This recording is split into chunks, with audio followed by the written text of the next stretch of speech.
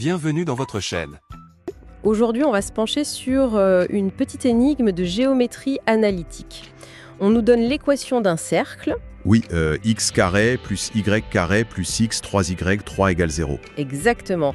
Et on a un point A de coordonnées 1, moins 2, qui est quelque part à l'extérieur du cercle. Et le défi, c'est de trouver la longueur de la tangente qui part de ce point A.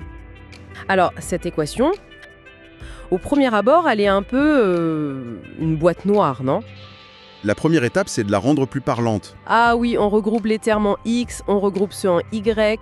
Exactement, on manipule un peu tout ça et on arrive à une nouvelle forme. Et là, tout s'éclaire. C'est ça, on peut tout lire directement. Voilà, on a les coordonnées du centre du cercle, oméga. Et on a aussi le rayon, enfin le carré du rayon. On a traduit l'algèbre en géométrie. Ok, donc maintenant on a le centre oméga, on a notre point A, et on a ce fameux point de tangence M. Et c'est là qu'intervient la propriété géométrique qui débloque tout. A oméga M, c'est un triangle rectangle. Oui, le bon vieux théorème de Pythagore, évidemment.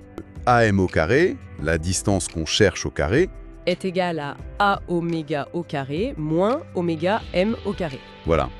Il ne reste plus qu'à calculer quoi. Alors, A oméga au carré, Oui, on applique la formule, et après quelques calculs, on trouve... d'accord, et oméga M au carré, en fait, on l'a déjà. On l'a, c'est le rayon au carré. On assemble les pièces. AM au carré vaut 9. La longueur AM est donc 3. Simple au final. simple, nette, et c'est la réponse C. Ce que je trouve fascinant ici, c'est ce passage de l'un à l'autre. On part d'une équation qui a l'air complètement abstraite. Et en la réarrangeant, on révèle une structure géométrique cachée. Voilà. Et cette structure nous permet d'utiliser un théorème classique pour trouver la solution. C'est une excellente façon de le voir.